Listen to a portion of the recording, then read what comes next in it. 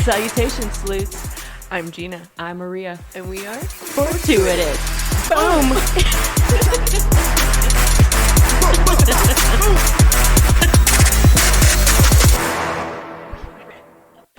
It's a vibe.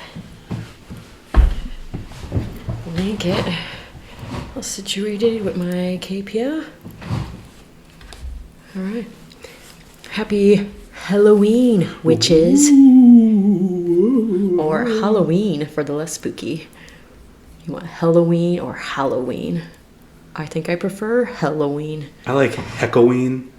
Because you're... Let's be PG. Right. Because you're 8. Happy Heckoween. H-E double hockey sticks ween. Alright, so James and I have ghost stories for today. And a little bit of some Halloween background, history, and I don't know what else. Some tricks and treats and everything in between. Yeah, a little bit of everything. Yeah. And if you're watching us, if you watch the YouTube, we've got the candles lit, we've got the pumpkins out, I've got my creepy dolls. We have it dark. We are literally reading by candlelight. James is reading by candlelight. I'm reading from my laptop. But it's a vibe. We're going way back in the time machine. I could start just because I'm thinking, because I got 2, so I could do, and they're both pretty quick, I think. So I could do the one and then your story, since you've got a lot of details in there, and then my next one, and then we can just kind of talk about what we did some additional research on. Okay. If that works for you. Mm-hmm. Yeah, and I think I want to start the intro over. Start all of it all over. Okay. Because I need to get into the right headspace. Let me get there. Should we go sacrifice someone real quick? Shall we go? Let's just go kill somebody. To get into the right mood of Halloween, we need to make some sacrifices. It should be thunderstorming. That'd be great. Actually, nice little ambiance. It would. I could get my rainmaker in the background. I have a fog machine. We can add it to this whole vibe that we have going. You've got it going. now? I have an actual. Well, actually, I took it downstairs, but I have a fog machine. Because last year I tried to throw a WAG's Halloween party. Yeah. And only 4 people came. Those bitches. It ended up being a really small exclusive personal party. But no, it was I had a blast putting together my whole house for it. I put bats everywhere. I got all of the spider webs and the spiders. I went extra and I got the damn fog machine. I had the TV on. Netflix had this thing where you can put Haunted Mansion on in the background, which maybe we could. That's a show? I mean, it's literally just something that plays on a loop. It's a haunted house. Gotcha. And it's got the thunder and all the noises. And we should set the ambiance up a little bit. I wonder if it will pick it up. Let me try it real quick. Pause to put it on, because it's Halloween and why the fuck not? Yeah. All right. Get in the spooky spirit. Ooh. I'm a mom of 2 kids in Missouri. Oh shit, I forgot about commercials. That is haunted. Huh? That is haunting. Kids. Worst. Alright, I wonder if you can hear that.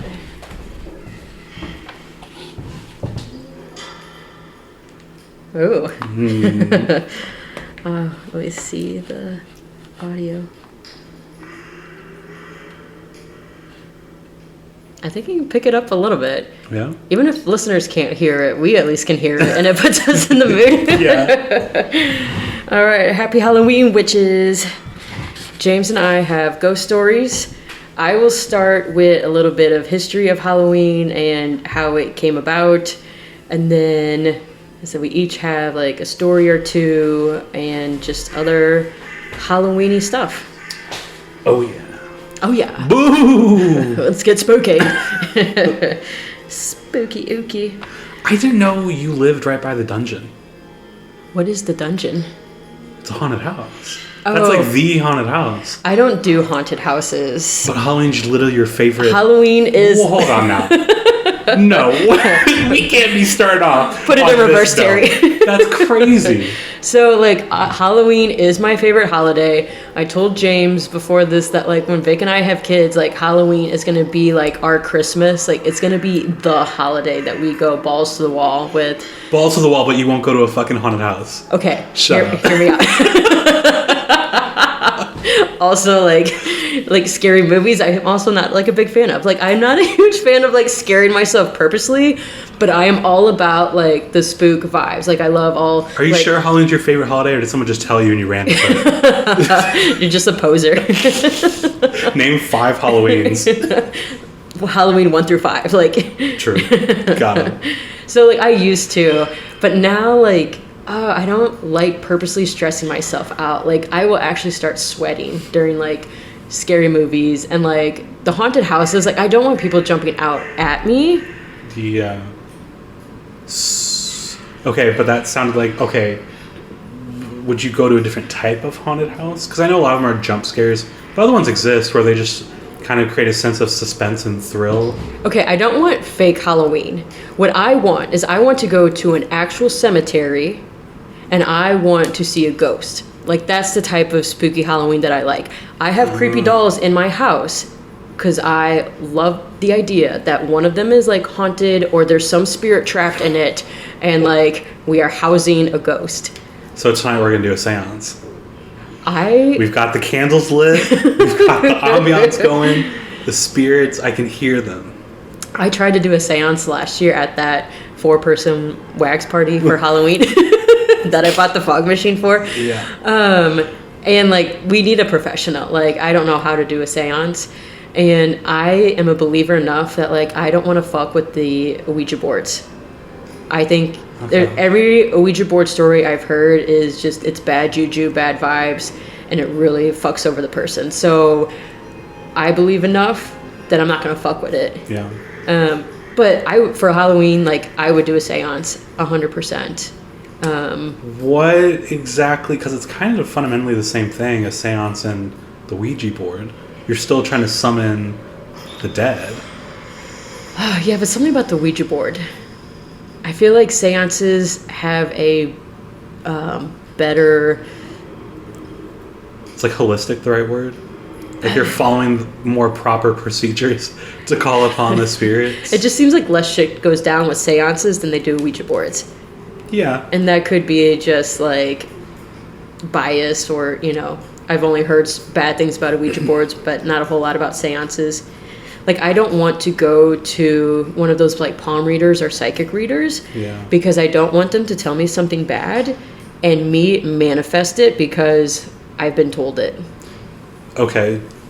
Do you then believe in those people and, like, what they do? Or you're more so just saying, like, it's a mind It's a mind thing. Okay. Because I think that, like, I think surely there's maybe, like, a few handful of people out there that, yes, 100% have that power, can talk between, like, the barriers of the world, can communicate. But I think most people are scammers, but it doesn't matter if they're a scammer or not. If they tell me something that still is planted in the back of my mind, and I'm going to, like, somehow manifest it. Yeah. I don't think I believe in any of that. Because to me, a lot of it is, it's kind of a con thing where they're just trying to see who they can convince of something. And I feel like if you already go into, not you specifically, but in general, like if you go into one of those, like, we'll just call it a meeting, I don't know. Yep. Make it sound more horrible. Then you're already kind of going in with those preconceived notions about what's supposed to happen, what you think is going to happen. And I think that they know that, so they kind of, I don't want to say prey on it, because that's a little aggressive, but they know what they're doing. Word. Yeah. They know what they're doing. And whatever, if that's people's jam, you know, no shade to it. I just have a hard time believing that stuff. And I think a lot of it ties into, you know, you could branch this type of stuff into, like, religion as well. Yes, yeah. And I think that kind of correlates, and I know you're not really religious, but it correlates into how much someone believes into that kind of stuff versus like how religious they end up being. I think it's like same but different. Yeah. But it's interesting because like today I was at my vet. My cat is sick. It's a whole thing. Send well wishes her way. It's Ozzy that, you know, we've talked about forever on the show. And she's actually made multiple guest appearances. So if you've been listening, you know who Ozzy is. So I was at the vet today, like for her, and one of the vet tech ladies, like her and I like became besties and we're talking about different things and that. And she actually gave me like the name and number or like a website of someone who is an animal communicator, which I've never heard of. But but apparently, I mean, is she like can somehow speak to the animals, whether they're alive or not, and she doesn't have to be like in person. It sounds wackadoodle as shit. And well, I mean, the dog whisperer does exist. Caesar? Yeah, but that's different. Like I don't know. I haven't watched too many episodes, but the way this lady was talking, she was like a skeptic from the beginning, but there was enough things that this lady has said that there's no way that lady would have known. Yeah. There was like 3 to 5 examples that she gave that there's no way this lady would have ever, like, how the fuck did she conjure that up? Unless it was like somewhat a little bit true. So you had like this, and like she was starting to get me to believe. So, you know, I have the name and number, and if people are interested, like I'm kind of curious to check out this animal communicator, because all that she does is like she sets up like a 30 to 60 minute appointment, and you send her a picture, the most recent picture of your pet, and somehow by looking at the picture and into the eyes, she can somehow communicate to this animal, talk to this pet, and then answer your questions that you have. Are you able to give one of the specific examples that you were like, there's no way she could possibly have known this? Yeah, so the lady was saying how in her house she has made like this makeshift alcove. And if you look on Zillow, Truly, or whatever, like you would never be able to see like pictures of it. And it's a makeshift alcove. I don't even know what an alcove is, but I'm shaking my head yes. I don't know what it is either. I don't know what it is either, but apparently like with some sort of piece of furniture in this room, she has made it an alcove. Okay. But if you looked up pictures of her house, you would not see an alcove. And she has these like 2 dogs that are always like fighting, and she's asked questions about them, and the lady had said put one of their food bowls in the alcove. And that's where the lady was like, well, first of all, how do you know I have an alcove? And then second of all, like, I don't know, I feel like I'm not giving it justice, because the way she was telling me, I was believing it, but the lady somehow knew that this woman had an alcove in her house. Yeah. And then the other example was, so she has a dog that absolutely loves stuffed toys. And so to kind of like test this woman out, the lady asked her, she was like, what is my dog saying? Or, what is he trying to tell me? Stuff like that. And she used his name, which I think she's given the name. And she was like, Jojo wants a new baby. The toys that they call, that this woman gives her dog, they don't call them toys, they call them babies. And this dog has like 50 toys. Yeah. And so the woman was like, Jojo wants to know when he can get a new baby. Which is like weird phrasing, right? Yeah. And they call the toys babies. So, okay. Because I feel like I'm just going to play devil's advocate the entire time. Do it. I wouldn't say I'm like a skeptic for like most things, but it just, whatever. I need like proof, I guess, to really understand. And I feel like that's a lot of people. But, because my first thought was, okay, could this woman have possibly put anything of that idea on her social medias? Like, no, this lady's not on social medias. This vet tech, she's not on socials, and then she has her house pictures on Truly or Zillow, whatever, from like forever ago. Yeah. But she says like she's tried to give like this lady as minimal information as possible, to check her validity. So she didn't get it from socials. So where else did she get it from?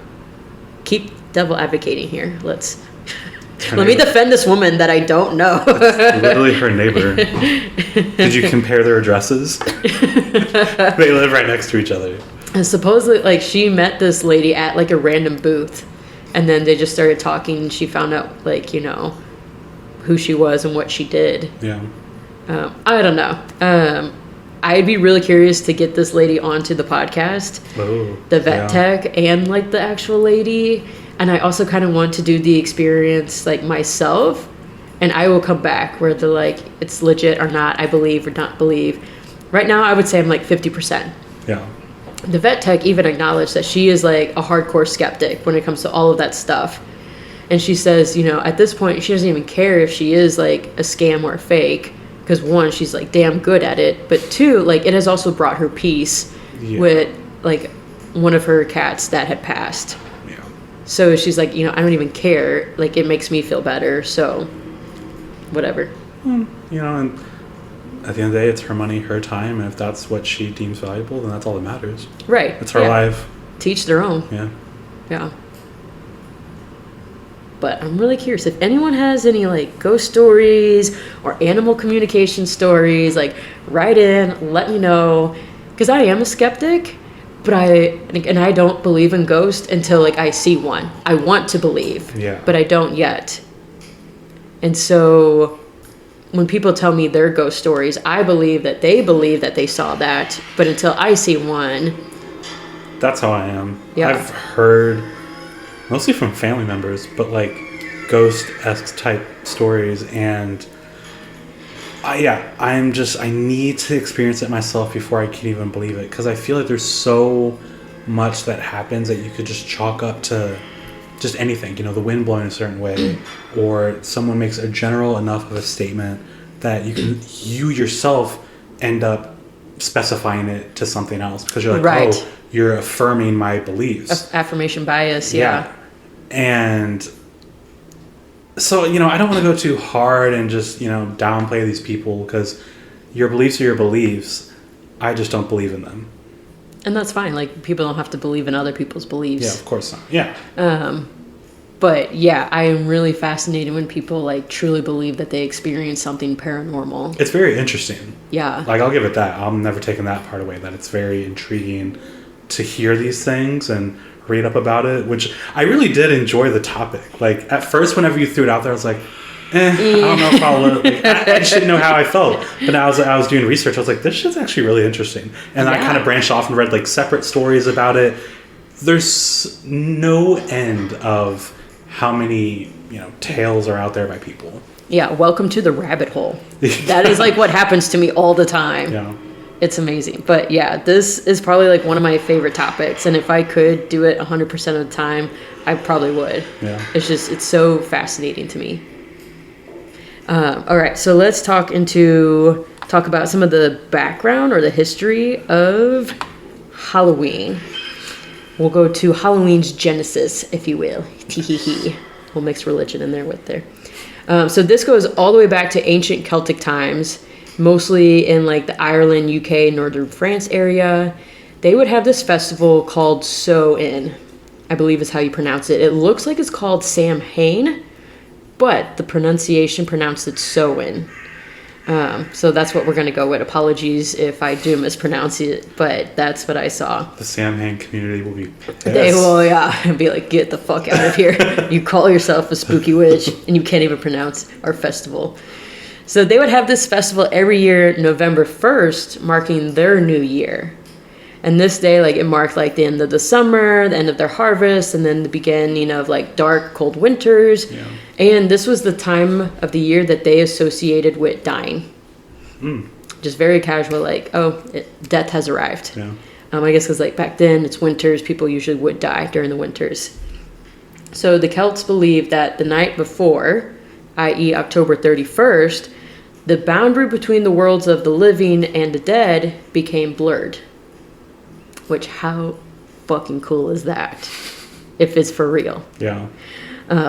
So, like, that night they would celebrate Samhain, And that's when they believed like the ghosts of the dead would return to Earth. So to commemorate this event, huge sacred bonfires were built where people would gather, they would burn crops, and very tragically, they would also burn animals as sacrifices. So like they had me all the way up to this part. I was like, all right, now I'm out. Sacrificing seems to be a big theme for the realm of like spiritualism and Halloween and all that. And like religions and the sacrifices. Not even just of animals, literally of everything. And people included. You think it's probably something that's been sacrificed at some point. I think everything has been at one point or another. So these sacrifices were for the Celtic deities. So during all of this, the Celts, they would wear costumes, typically made up of like the animal heads and the skins that they sacrificed. Yeah, it's a choice. And they attempted to tell each other's fortunes. So kind of like seance or like, future reading or the cards, everything like that. Like I said, it all sounds phenomenal minus the animal part. Yeah.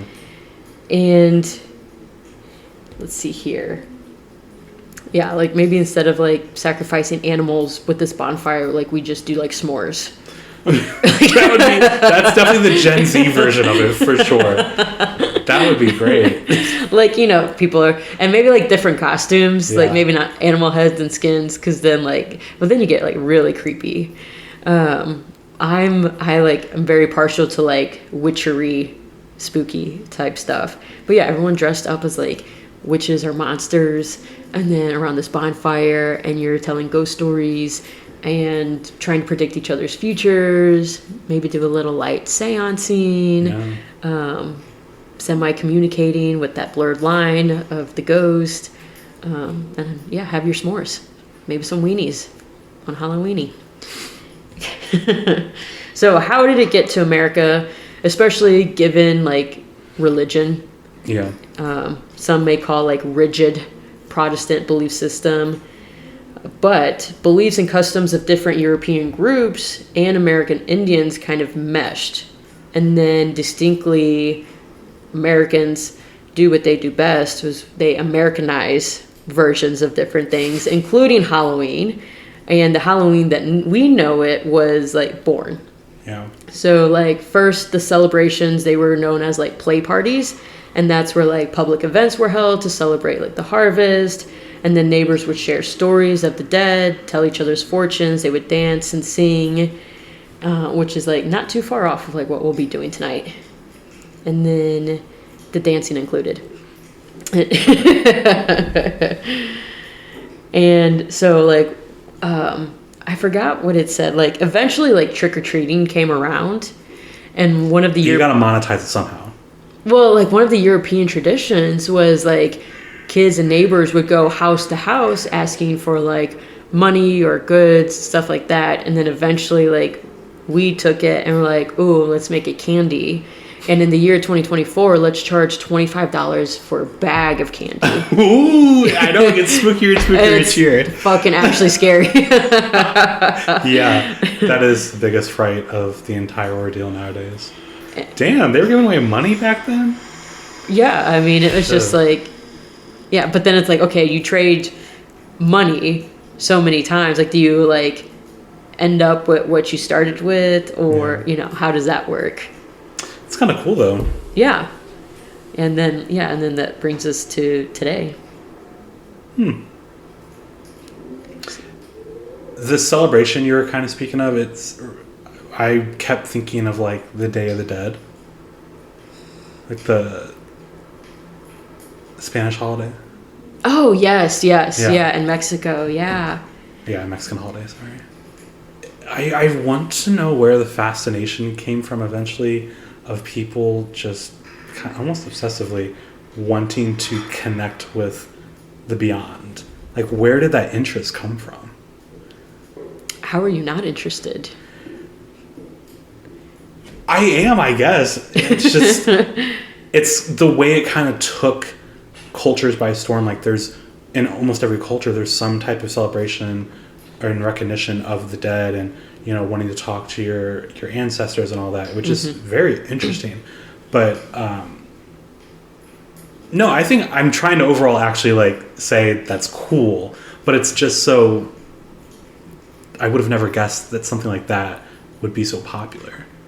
Well, I think it's just like human nature, and it's just always been around because it is in our nature to like, you know, you love people, they pass, you want to honor them and their memory. And then, yeah, I mean, like, I 100% would love to be able to, like, see them again before I also pass, or at least, like, communicate with them, or just, like, you know, you can argue, like, guardian angels, or they're watching us from above, or, like, just get some sort of sign that they are, like, still around and, you know, looking over you, or, like, still a part of you. Yeah. So, I mean, to me, that just seems like second nature. Like, yeah, duh. Like, of course that would be around forever. Fair. But when did we start trying to do like seances to actually talk to them? Because I think it's different, like in different cultures where you're honoring and you think like the lines between the worlds are like blurred. But then when did we take it to the next step of getting like Ouija boards and all of that? Well, you just sit tight because that's actually something that I'll be talking about. Yay. Yeah, I had a little bit of history, which maybe I could just bounce off right now and just do the history part now. Bouncing off of like seances and spiritualism. So I got like a quick little history lesson about that here within the United States. Oh, perfect. So I mean, just in general, what I was talking about initially, like with seances, was that, you know, the Egyptians and the Romans and the Greeks, they all did that. Like what we've been talking about is to connect to the beyond and people that have passed. Because, like, I mean, that was such a common thing. You just died back then, you know? Yeah. It was, everyone does. Night. Yeah. And then it kind of like molded into during like the medieval times where they would use it more so for like knowledge and insight.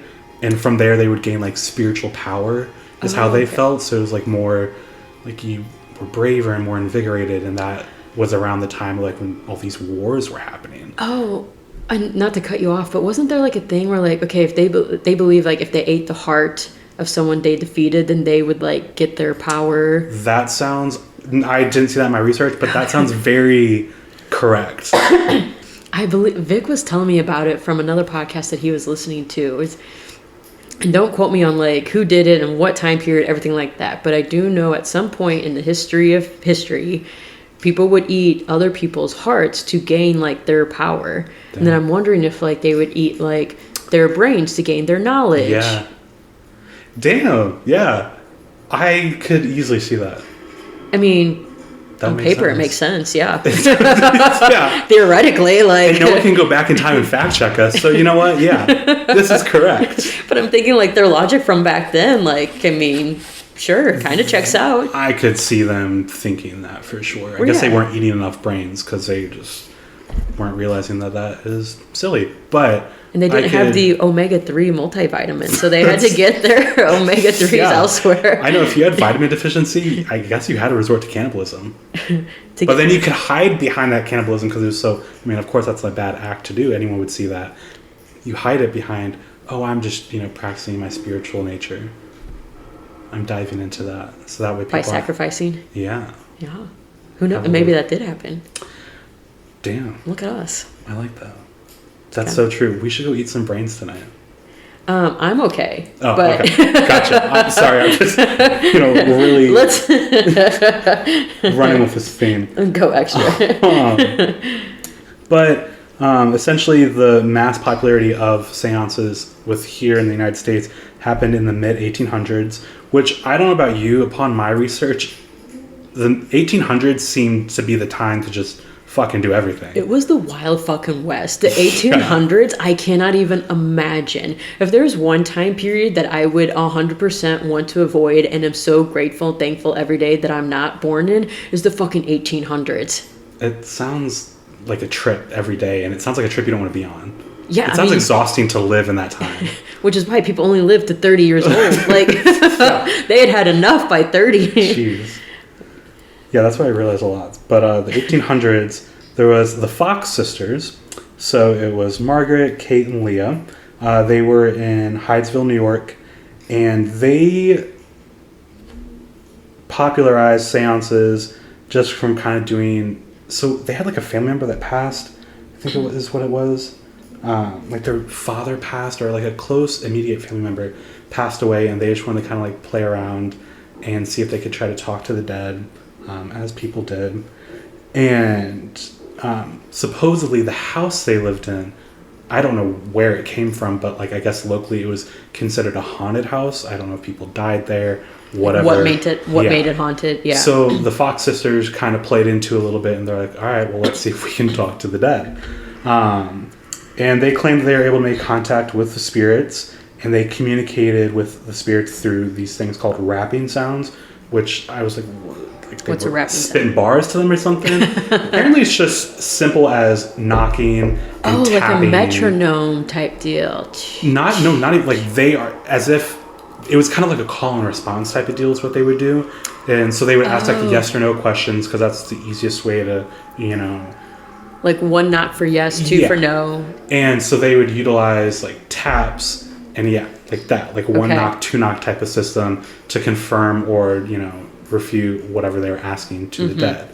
And back in the 1800s, education system wasn't that great. So people believed this shit. They were like, this is insane. These three sisters can talk to the dead. And they're like, we sure can. Come over here and, check it out, because they held seances at their house for people, and they would come over and they're just like, all right, who do you want to talk to? And they'd ask some random person, and they would essentially, they were scamming. They were being I was going to say, are they all sitting at a table, and like one of them can have their hands underneath and they can do their own tapping? But they're like the way they were able to be so successful is because people at the time weren't really doubting those rapping sounds that they were making. They thought that, they asked, oh, spirit, are you here with us? And they hear like, they would not just be all at the exact area where they're trying to do the sounds. Sometimes one of them would be off in the distance, and they would have like props in a way set up to kind of throw people off, and people just believed it. Well, yeah. So they took it and ran with it. So they were like the original scammers. Yeah, and I mean, that's how spiritualism overall just kind of started to gain traction as well, because people were just so convinced that you were able to make contact with the dead. And this, in a way, is sort of where mediums started to be birthed as well. Okay. Because they're like, oh, if these three sisters can do it, why can't I be someone that also has the ability to talk to the dead? So people started, inflating their egos and thinking that they could be mediums. People were starting to claim that and have their own practices. And then in the late 1800s, so maybe like 20 years or so after they first started gaining some traction with this and doing their little cons, they essentially were starting to face some skepticism, and then they admitted to lying all these years. Yeah. At that point, they didn't care. They were grown. They already made their money. Had their fun. Yeah. So they're like, yeah, we were playing you guys. Which, how shitty would that be? I know, especially if like at that point you were just convinced to commit the rest of your life to wanting to be like them, and then you maybe have success, maybe don't, if you succumb to the placebo enough. But then years come down the road and these people come out and they're like, everything we told you was a lie. It was a lie. Anything that you believed, it's actually fake. This is all a joke. It was all us. Because like I'm thinking of like the people that like took like solace or got comfort out of like something that they said. Like they just manipulated it. Yeah. I know, it's really twisted. Yeah, like that sucks. It's very messed up for sure. Because I mean that is, and I think maybe we've kind of touched on it a little bit, but that's where the vulnerability of emotions come into play. And that's why me personally, I'm kind of like, I don't know. Because it's like, unless I have all this proof around me that this is the real deal, I just see these people as wanting to, they are intentionally taking advantage of this person because it's for profit, and it's just like this person's in such a vulnerable state and they're just giving themselves to you and believing everything that you're saying. It's a very twisted path for sure. Yeah, I think there's some people that do it with, good intentions. I'm not going to say it's like everyone. 100% there are people out there that, it's kind of like horoscopes. Like you throw something out vague enough, it's going to stick. Yeah. And people are going to believe what they want to believe via confirmation or affirmation bias. But I do think that there are some real ones out there. But it's like, how do you find the real one? Yeah. And I think the real ones like aren't like the big commercialized, well-known ones. They're like in this like small It's like some town. rickety house up on the top of a hill, and there's one little light post that's shining down on it. Something, yeah. Yeah, that is true. I feel like, isn't Louisiana kind of big in that stuff, right? 100%. They're known for a bunch of like witches and gypsies and stuff. Out. Is gypsy an okay term? I mean, I don't know, but I know like it's known for like the spook and haunting because there's like a lot of history in New Orleans and Louisiana. Down by the bayou. By the bayou, yeah. And like one of my dreams is to go there in October for spooky season. That'd be fun. Yes. I bet they get really into it down there too. Yes, but like I said, I don't want like the commercialized or the tourist spook season Halloween. But they probably do it right. I hope so. I want like just like a legit like just tour of like this cemetery, who's in here, what happened to them, different stuff like that. I don't want like these murder mystery dinner parties, you know, or like these bed and breakfasts that have like props in the wall that will make noises for you. I want like a legit experience. You want to shit your pants and you want it to be authentic. Authentic shit. Authentic shit. Yeah. Yeah. I want to lose my bowels from it's so genuine experience. Like, guys, my pants, they are soiled. This is real. I didn't hold on to my butt long enough. Jeez. And then kind of I just had a couple like prominent figures that arose post the Fox sisters because it became so popularized. So many people got themselves involved, whether it's like a skeptic or someone that was promoting it. So there was Emma Britton. She co-founded the National Spiritualist Association of Churches and was promoting spiritualism across the United States. And then she ended up writing a book on her experiences with the other side. Her whole idea was just trying to legitimize the movement. I don't know how shortly after, like the timeline of her prominence versus when the Fox sisters admitted they were faking it. Okay. I would imagine this is around that time because her whole idea was to fight the skeptics and to make people believe and continue to, you know, hold true to what all that was supposed to be. And that's really interesting because, like, I have a book. It's like Science and the Paranormal or something along that lines. And it's a group of scientists from the 1800s that are using science to debunk. I believe the Fox sisters are in that book because the name sounds familiar. And I think that they saw that like at one of the tables that the Fox sisters had, there was like a foot pedal. So they could have all their hands up to show that they're not doing it, but they had a foot pedal that would do the knocking for them. Yeah. And this book is strictly from the scientific perspective of these gentlemen that were like debunking all of these people because like you were saying, like the Fox sisters started it, whoever started it, then all of a sudden everyone decided to capitalize it and become it. Yeah. And then they're trying to go and debunk everyone. They're like, you guys really think everyone here can talk to the dead? Like, slow your roll. Right. And funny enough that you say that, though, because Emma, she used religion to affirm the idea of, like, spiritualism because there's similarities in the idea of, you know, believing and faith. So she capitalized on that and was like, here's how it connects to religion, you know, and whatever denomination you're a part of. And that helped people like stay on board with it. And then there was also a man named Andrew Jackson Davis.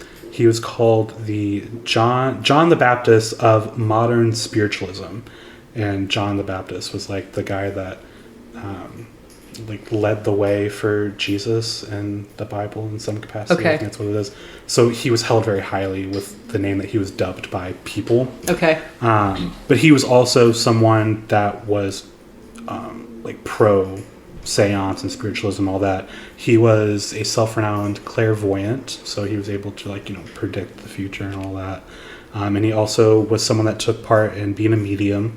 And he developed a harmonial philosophy, which was deeply rooted in like Eastern philosophies and mesmerisms. So essentially that's just kind of, you know, there's physical laws within the world, and then there's these unknown forces that guide you, and that's what he was trying to capitalize on as well as things that people couldn't really like put pen to paper on and just be like, yes, that this exists as to why I'm doing something, like as to, like why you're compelled to feel a way and all that jazz. Okay. And he just tried to push for the idea of the interconnectedness, is what he kind of called it, with the cosmic realm. So he took this on a more otherworldly aspect. Like he really dove into the idea that you can almost transform yourself in a way, like your inner self, through experimentation and opening yourself up to the spiritual world. Okay. To where like you could become smarter, feel stronger, have better endurance, longer lasting life, better overall heart health, like all that kind of stuff. So he was in a way kind of promoting it as like, you know, one of those, you know how like on Instagram there's those girlies that are like, hey girly pop, I haven't seen you since high school and I've got this green tea elixir that you would just love. That's kind of what Andrew Jackson Davis was doing a little bit. I think he was trying to like sell a product to these people to where it's like you could unlock all this untapped potential of who you are if you just step into this world of spiritualism. BOGO, buy one, get one. This is 20% off if you use code Andrew. Talk to one spirit, get another one free. Yeah.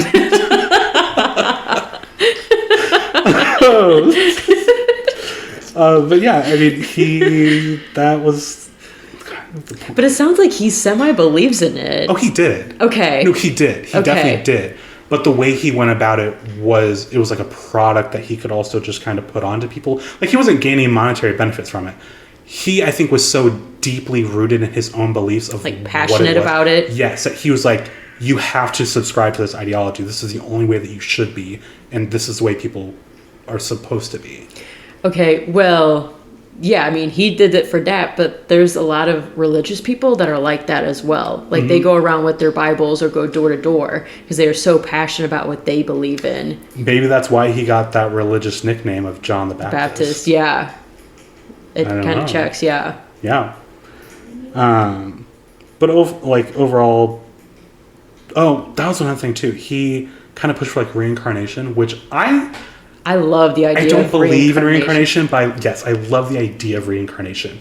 And I think that kind of sold people because, like, especially way back then, it's like, what these things that you never even bothered thinking of and you were told, you were like, this shit's gold, this is real. Yeah. So I think that kind of helped his movement of, if you don't like your life, guess what? You can try again. Move on to a better one. You just have to accept the spirits around you and let them guide you in this unknown force, this mesmerism. And so people were into it. And I would imagine this is probably before the Fox sisters said their line. Because I think that's, they got skepticism, the Fox sisters. Oh, that actually scared me. That's spooky. That was my doorbell. Are you expecting anyone? No. Leave me alone. I hope they leave. Your windows are open. I'm so scared. James is closest to the door. Can you see anyone? I don't see anyone. That was like real. My heart jumped. And who uses the doorbell? I hope they don't do it again. We're in the middle of a seance here. Right. That's probably why they're ringing the doorbell. Like, stop! The spirits are in my house! Turn your spook down. Oh my gosh. You don't see anyone? I don't see anyone, but I'm just gonna they can very clearly see in.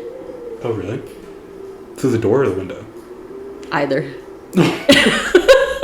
Great.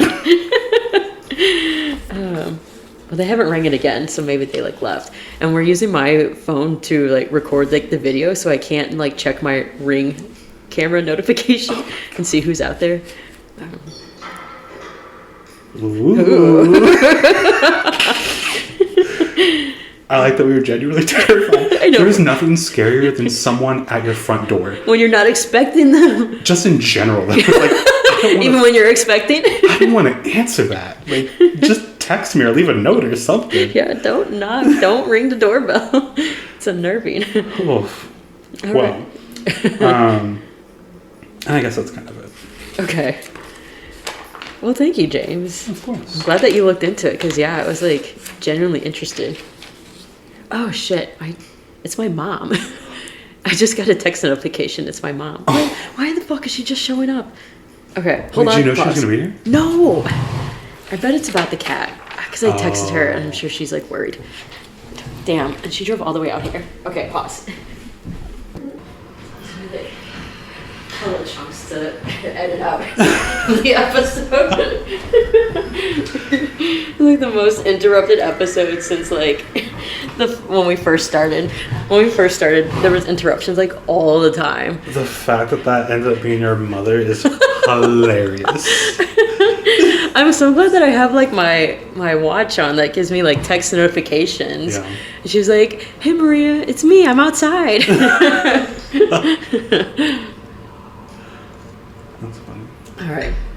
Yeah, I'll edit out that giant ass chunk of. Leave it in. People need the silence relief until we just hold them. I don't even know if you can hear like the whole story from over there, like what happened with the cat. If people are interested in the cat story, it's in there. But okay, so let's get to some ghost stories. You said you have 2? Yeah. All right, let's start with one of yours. Okay. So I picked one that's more local, if you will, and another one that's supposedly known around the nation, the country. Okay. So I'll just do the local one to start off. Zombie Road, if you're familiar. 100%. Are you in Yes. Wildwood, Missouri? I run that trail all the time. Do you? Yes. Oh my gosh. Oh, perfect. Well, okay. Do you know any of the history about it? Not enough history, but I know, and I found this out after I had ran, Yeah. that it was like haunted. Then I found out it was haunted, and I'm like, fucking A, sign me up. I'm going every weekend. And you know what's wild is that I have seen an albino deer on the trail, like ghosty looking deer. Yeah. And it didn't run away from me. Like I was close enough to where I could touch it. Yeah. And you know, if you've listened to the other episodes, you know that I have moments with animals.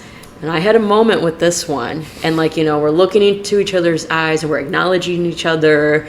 And, you know, you just have that moment. It didn't run off. And then I just, after our moment, I just went about my day, my You're way. like a spooky Snow White. Oh, fuck yes, TM that. Yeah. Yes. I love that. She talked to animals, did she not? Right? Snow White? I don't know, but some of the Disney princesses I do. thought she did. Like a spooky She talked to Liza, birds or some shit. spooky Liza Thornberry. Yeah, I guess. I started thinking of like their accents, the deep, rustic Australian outback And like accent. the red hair and the freckles. Yeah. I'm like, yeah, this is scary. Sure. You're onto something. All right, well, We'll work Zombie on it. Road. I love that you ran that. I'm sure a lot of people are going to know Zombie Road. You don't know the name of Zombie Road. It goes by multiple other things. It used to be called Lawler Ford Road. I think that's like way back. Lame. I know, right? But it's a trail, so it's now known as the Rock Hollow Trail and Okay, the Merrimack yep. Greenway, which is all those trails. Like I think it's like 50 miles worth of trails. It's like their initiative that they did for people to like bike and skate and walk. Yeah. I'm sure you've seen the sign for Merrimack Greenway somewhere where you live. It's all over the place. It's all over, yeah. But this is in Wildwood, Missouri. So the name Zombie Road, supposedly this is like the most accepted story of where the name came from. So initially this area, it was for access to the Merrimack River back in the 1860s. And it was supposedly built on an ancient Indian burial ground. Oh, damn. Which, what isn't built on an ancient Indian burial ground? Fair. I was like, I feel like they say that about everything, but who knows? It But I probably think all of is. the haunted stuff, that's how it does start. Some type of like burial ground. Yeah. Yeah, I could see it. And in the 1950s, so that was just kind of some context of the spookiness back then. Mm-hmm. So in the 1950s, it used to be a hotspot for teens to go make out at. So Okay. I'm not sure why, but they would go there. Maybe a lot of tree coverage, perhaps. And because there really wasn't much, they said like back then it was more so just a dirt and gravel trail. Like it I wasn't. mean, it's pretty dirt gravel now. Really? I thought they paved it up real nice. Depending on which trail you do, like they have some paved trail, but the one that I go on, which I consider the zombie one, it's Okay. you can easily get lost. There's tree stumps, it's rocky, it's dirt. The only way that you know you're on the right path is eventually you'll see like a marker on a tree, and enough people like run or bike that trail that there's like a little bit of like You can see somebody. you could not even like see people, but you could see like the beaten path. Oh, gotcha. Okay. But sometimes, it's rocky or stumpy and you don't see the path. So then you're just hoping that you are going in the same general good direction. I have gotten lost multiple times and had to backtrack. Most people probably be frightened by that, but I feel like you would get an adrenaline rush of like excitement. You'd be like, this is fucking great. Not when you're lost. I'm like, because I'm really like directionally challenged. And then you add a whole bunch of trees to it that look the same. And yeah, there's been times where I'm like, fuck. Because like, even if I turn back and like went back the way I came, I'm probably 5 miles out. So if you get lost and then you have to finish that big? Oh, it's massive. Oh. Yeah. Like when I run the route, it's like easily a 10-mile run. Wow. I think like minimum you can do is like probably 5 miles. But you're on a path, right? Or do you think that you end up falling off that path? Like the 5-mile one, I think I'm on the path. Okay. If you have more than 5 or 10 miles, you got off the path and got back on it. you added some. Like you survived the night. Congrats. That's cool though. I like that it's not because I've never been, and when I did my research, from what I could tell, I was like, it's all paved and real nice now. So I love that though, that it's still kind of spooky and eerie in some of those spots, because I'm sure people probably still venture over there to those trails specifically because it has a better ambiance. Yeah, and there's Zombie East and Zombie West. Oh, really? Yes. Oh, this is great. Oh, man. Look at me as if... We're both I did research on this. I know all of this. What do you need? But I've done the physical research. Like, I've gone there, yeah. You're our, what do they call it? Our, like, on-scene investigator? Yes. Something. Now to Maria on Zombie East, where she's getting eaten alive by a zombie. By a zombie. A zombie deer. A zombie albino deer. Were you more so just, like, mesmerized by seeing that, or frightened, or what? I mean, I know you had a moment, but initially... Yeah, no, mesmerized. Yeah. It was, like, immediate, like, magical. I'm like, I am honored to be in their presence right now. Was it like early morning? It was early morning. Yeah, everything was like calm and kind of like still had that morning fog going. Yeah. Nice. Quiet. It was. Shit, I gotta go to Zombie Road. Yeah, check it out. I highly recommend. Well, back to the teenagers making out. Also magical. Yeah. Right, exactly. They're making magic. That's what they call it. So yeah, there's teenagers, hotspot making out back in the 1950s. And close by, there was a mental health institution. It was the Glen Sanitarium. And it started off as like a tuberculosis facility, but then it ended up adopting like mental health patients. Yeah. And the story goes that someone, I didn't get the name, a man escaped. Okay. And then found shelter in some like ran down shack somewhere in that wooded area by the trail. And he wasn't all the way there, so he kind of went on a murdering spree of the teens. Oh shit. Yeah. And so I don't know how many he ended up getting, but homeboy people would go there to make out and they just wouldn't come back because he would kill them, and he'd seek refuge back in his shack. And I guess he never got caught, because it said, I've seen multiple sites and they all said that he just died of like natural causes, old age. So I guess they didn't really bother. I mean, it had to have been reported, but I don't know. I guess they didn't really investigate all that much, or not really care, but that seems weird to me. That seems sus. Yeah. That they wouldn't investigate and that they wouldn't do like a search within the woods. Also, if a mental patient escapes, don't they report that to the police? And wouldn't they canvass the area? Apparently the facility was like really shitty. They were mistreating their patients.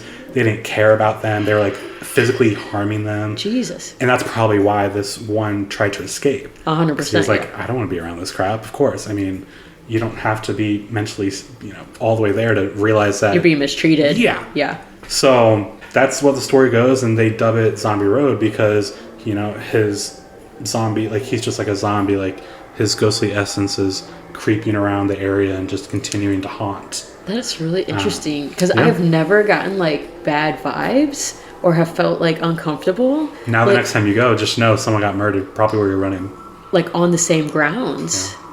I wonder if I will feel different now knowing the history. Because if you don't know the history... Oh, yeah, you're just blissfully... ignorant. But yeah, I mean, for me, I would go because that would be, like, my escape. It's, like, because it is so naturey and it's not paved. Like, that is where I just go and reconnect with nature and tune out and... Not anymore. Well, I don't know. Better lock in. You might be next. Well, he's already passed away from natural causes, but yeah, now I want to go back and see how I feel. Yeah. My aunt knows that I'm like spooky galore, and she sent me, and like I love to run. Apparently, they host like a 5K in Zombie Road area. I believe it. Every year, but I'm guessing it's on the paved trail because there's a paved trail that like. Literally, there's east, west, and then there's a paved trail that goes down the middle, where you can, like, I guess, like hop onto Zombie east or west at certain points. Yeah. Or if you don't even want to get onto Zombie Trail, you just take this other paved trail that's called something different out and back. That'd be kind of cool if they did it around. Well, when do you know when the 5K is? Is it around now, like spooky It's time? past, yeah. It was, I think, like last weekend. Oh, okay. So yeah. Spooky time. Yeah, it's on October, 100%. So it's intentional. Okay. Yeah. Cool. You should do that. Yeah, what were we doing last weekend? I can't remember. Otherwise, like, I would do it 100%, but I had some obligation. Do you know if it's, like, in the dark? Oh, I don't know. That would be extra spooky. It probably wouldn't be because there's no lights out there, so they probably have to do it in the morning. You just see a bunch of people tripping over each other, like falling tripping down over the hills. the bushes or the stumps and. Yeah, I guess I didn't think about people's safety. I just wanted it to be as scary as possible, which that is. That is scary. You can break your leg. Ooh, that is scary.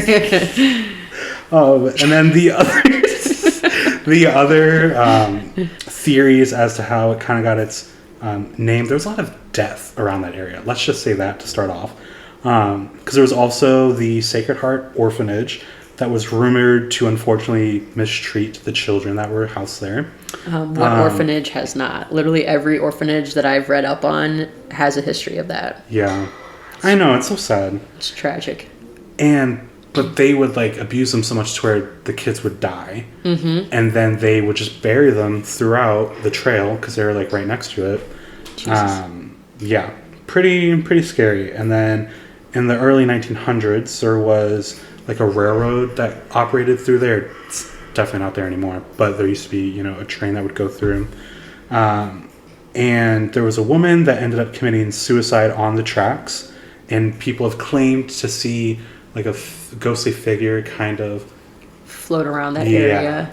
Around like where the tracks used to be. I don't know where they would have been. But and like with the whole kids dying, they hear a lot of like laughter deep into the woods. There are train tracks there. Still? Yes, and they do like little train tours.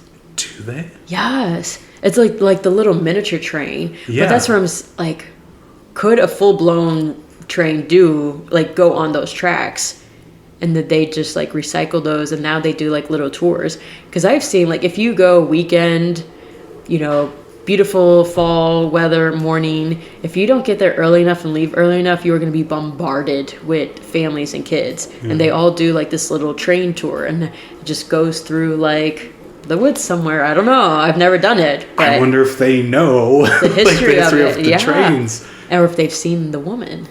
That too. Floating I'm around. sure there was probably a lot of suicides. Hers was just noted in there, some woman, and they're claiming to see her figure around there. But damn, I like this extra stuff that's being added into it. This is making it juicy. Yeah. This is like putting tangible, to the story. Yeah, this is great. And then the only other thing that I was able to really find is that they also used to be not a very popular path, but within like the Civil War, you were able to like cross territories because like, Missouri was such a split state during the Civil War. Yeah.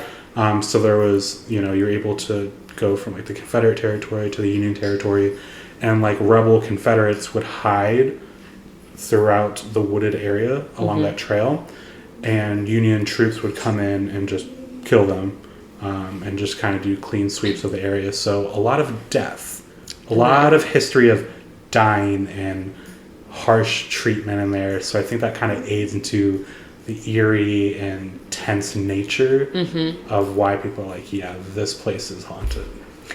You know what's funny? Like, none of that, but like literally when I run on that trail or any other like really naturey trail where there's like a lot of hiding spots, I am constantly on alert and thinking like someone can literally just jump out now and like murder me from this trail. Yeah.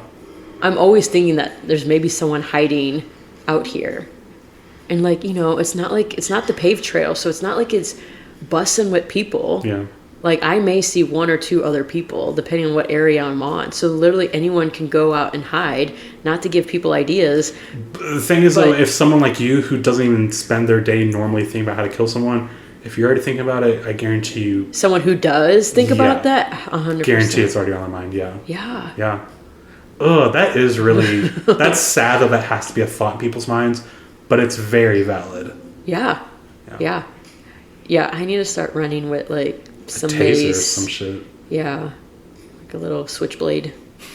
Yeah. Well, I feel like you throw a pretty good punch, not because of just boxing, but your radio in your car.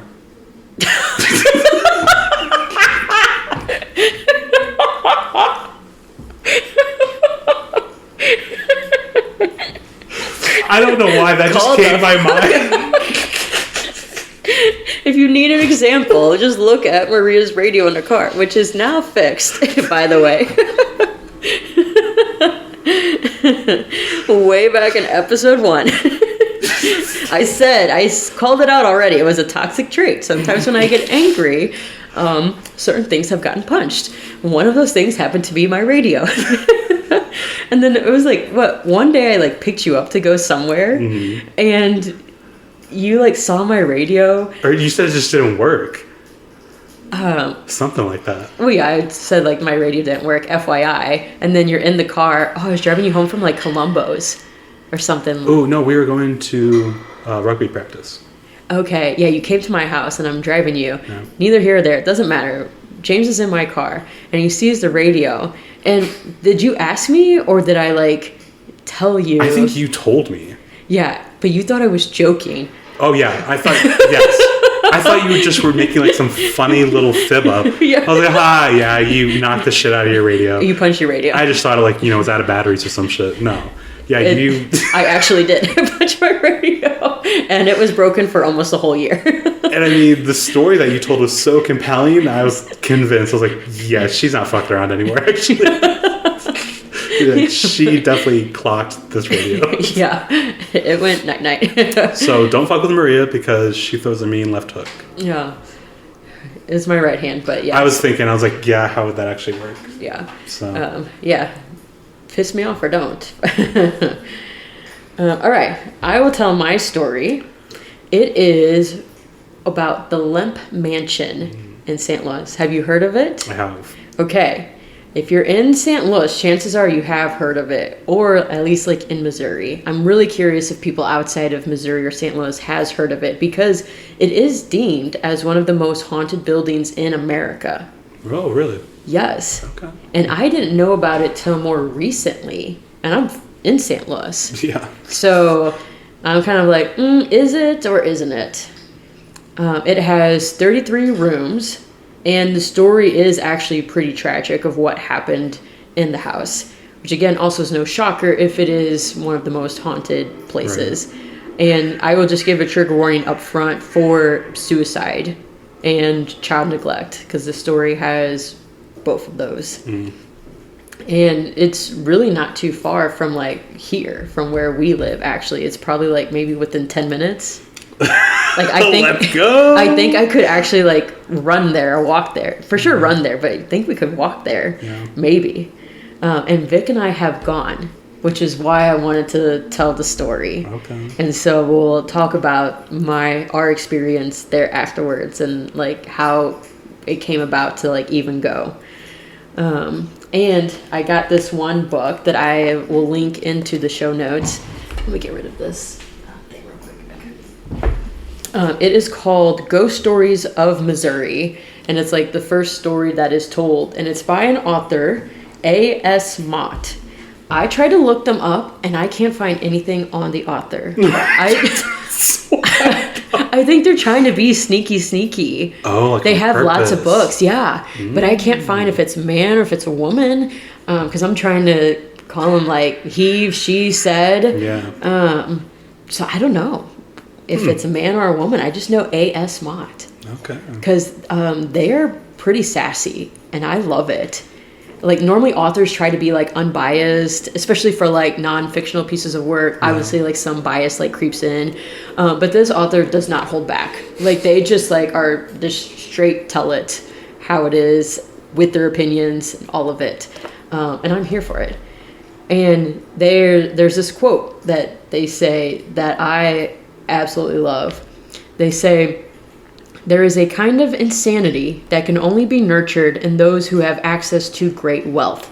It is a kind of madness that us poor mortals will never know, as its pernicious reach extends only to those who can afford to be constantly idle and indulge in their every single desire."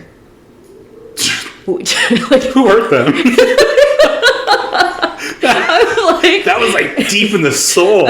Yeah. They were thinking about somebody when they were writing that. They had to have been. That's which I'm like, a fucking man. Yeah. Could not have said it better myself. But there is that quote. It's like, idle hands are the devil's playthings, or idle hands are the devil's workshop. Yeah. And I mean, you can just see a bunch of examples of it. In today's age, I'm looking at fucking P. Diddy. Ooh. Had all this time and money, and like, look at the crazy shit that he was doing. Mm-hmm. And a lot of like rich and famous people, like, they have literally like so much money and so much time, they go fucking crazy. Mm-hmm. And unfortunately, like, the proof is also like with the Lemp family as well. They had just so much money. So we are going to put this in reverse, Terry, and go all the way back to the 1800s. Because that's where... That's the time to be, apparently. Or not. So this is 1838. Johann Adam Lemp, he was a German grocer who moved to St. Louis. And he came to America, you know, to have, like, the American dream. And he made this, like, delicious as shit beer. And that's what it's called, delicious as shit. No, apparently it was delicious as shit. He turned his homemade beer business into a like nationally recognized brewery, becoming a millionaire like many times over. And the beer was like anything else, unlike anything else brewed in St. Louis. He made the first, is it lager beer? Shows how much I drink beer. Lager. Yeah. So I don't drink beer either, but yeah, I know it's lager. Lager, yeah. So he made the first one in St. Louis, and then people would travel from all over just to get their hands on it. And Johann learned his recipe actually from his father, and within 2 years of moving to America, the beer was so successful that... Hold on, I pressed the wrong thing. Yeah, so within 2 years, the beer was so successful that he had to move from like a small building to purchasing an entire limestone cave. Jeez. Like, how much money do you have to purchase a whole ass cave? Yeah, it's pretty badass. I don't even know, like, what's the asking price for a cave? Probably not too much back then. Maybe not. I don't know. But what they would do is, because this is like pre-refrigeration time, right? 1800s. Yeah. So they would use ice blocks from the Mississippi River in the caves and make it like this perfect refrigeration unit. So if we end up getting a drought here in Missouri, we can trace it back. Old homeboy trying to cool down his loggers. Well, we'll get to it, but it got renovated. So Johan's goal was just to make enough money to support his family. Like, that's all he wanted. He didn't need the extra for anything else. He just wanted his family to be set. And, I mean, and he did. His business was established, and to the point where his family would be taken care of forever. Like, none of them would need to work a day in their lives. He made so much money. And so in 1862, he died happily with this knowledge that his family should be taken care of for the rest of their lives, and then his family's family as well. Not knowing that he would be the last person in his family to pass on with any type of happiness or satisfaction. Oh. Yeah. It goes south real quick. It goes south after him immediately. Oh, wow. Yeah. I was like getting a smile on my face. I was like, this is a nice story. I forgot what was The going on theme was- tonight. I was like, wait a second. It's a dark turn. There's a dark turn, yeah. So the business and the fortune went to his eldest son, William, who immediately went to work expanding the brewery. And by 1864, the brewery covered 5 city blocks, making it one of the largest enterprises in the country. I think it ended up getting up to 10 city blocks, depending on like your source that you find. 5 to 10 is what it says. And not only that, but he implemented refrigerated railway cars so that he could ship beer outside of the St. Louis area. Damn, okay, innovator. Yeah, so this boomed everything, and he made even more money. Like, he thought his dad was making a shit ton. Like, he's making tenfold now, because now he can, like, ship it everywhere. Just a few blocks from the brewery, William's father-in-law built a mansion. William purchased said mansion from him 8 years later in 1876. But the mansion wasn't, like, extra enough. It was too subtle of a mansion. And so William Lemp decides to renovate the shit out of it. And he even connected the brewery by a tunnel to the cave. So I'm like, because P. Diddy did the same thing. He had tunnels. I don't know how much you're keeping up with the P. Diddy stuff. Not at all. I've gone down a lot of rabbit holes with it. So my TikTok algorithm is like Just P. Diddy. P. Diddy, Beyonce, all of this stuff. I know about the thanking Beyonce thing. Yeah, we won't even get into it. And let's not even mention her name on Halloween. Whoa. Anyway, so he connected the building, the mansion, to the tunnel, or to the cave with this tunnel from his basement. And so he did it before P. Diddy. He was cool before. William walked so Diddy could run. He was the original tunnel builder. Some people might have even called him P. Diddy back then. You just never know. We Diddy. W Diddy. We Diddy Daddy. He's looking up like, I made you proud. Goddamn. 1895, the brewery comes out with this new beer called Falstaff, which is a name after this larger-than-life Shakespearean character. And that was the first beer of their line to make national distribution. So I guess it hit everywhere across the United States. And then it turned like this local company into an American company. We're not just the St. Louis company. We're an American company. We're an American company, yeah. Rootin' tootin'. Hoot and hollering. Yeehaw! Yippee-ki-yay, motherfucker. So, tragedy enters the conversation here. This is where tragedy enters the chat. So 6 decades of fortune and prosperity, RIPs, right here. And so 1901, William's oldest son and future heir, Frederick Lemp, dies at the age of 28. And like suddenly. No health issues prior to, and all of a sudden, boom, heart failure. Jeez. Yes. Came out of nowhere, shook at the family, and like I said, perfectly in good health, and nothing like to give him any signs that like this would happen. William never got over this, which like I have experienced like an unexpected death, and like that grief hits differently than like an unexpected death. Like someone passes from like old age, You have or time like to come with terms. yeah, but it's the sudden ones that like forever always just has like this like chunk out of my heart. Like it's just like I have like a scar in my heart from that one. And so like I can totally understand. Like, that one is, like, in my opinion, way harder to cope with than the others. William struggled. He spent 3 years in isolation following his son's death. 3 years in isolation. Wow.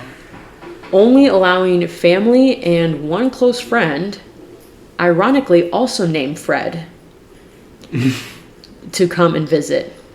This friend also, ironically, tragically dies. No. And dies suddenly. So 2 Freds who die suddenly. Yeah, what the heck? Yeah. So this was the last straw for William. Like, that sent him over the edge.